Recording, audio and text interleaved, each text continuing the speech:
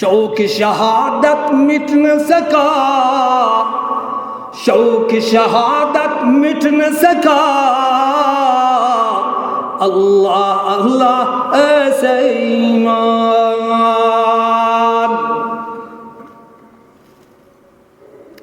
डट गया मैदान में अहले इस्लाम,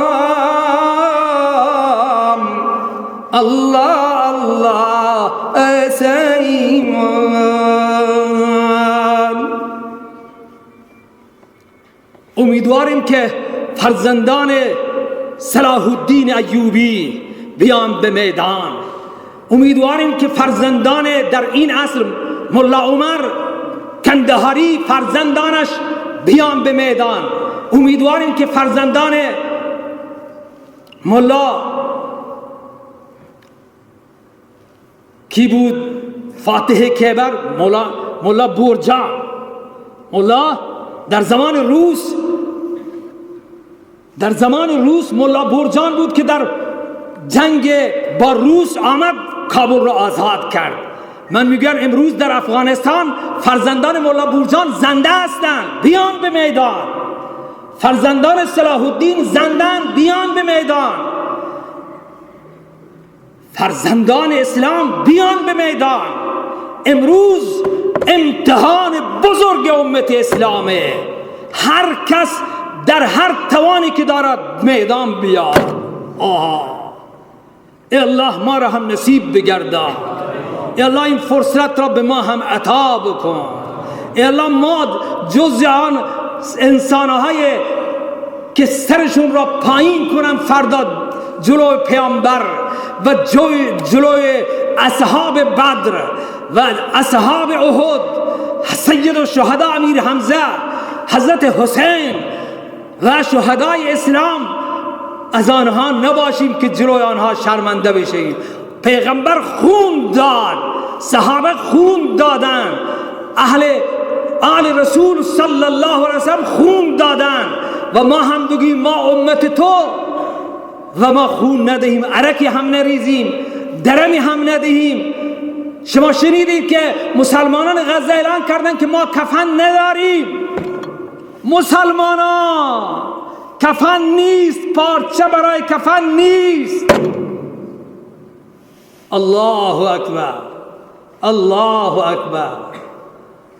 آنجا نساجی نیست، کارخانه نیست، آنجا کسی نیست که لباسی بده امروز، پارچه بده که شهید اسلام را کفن کننده. شما دیدی که یک چاله بزرگ زده بودن و با لودر خاک میریختن.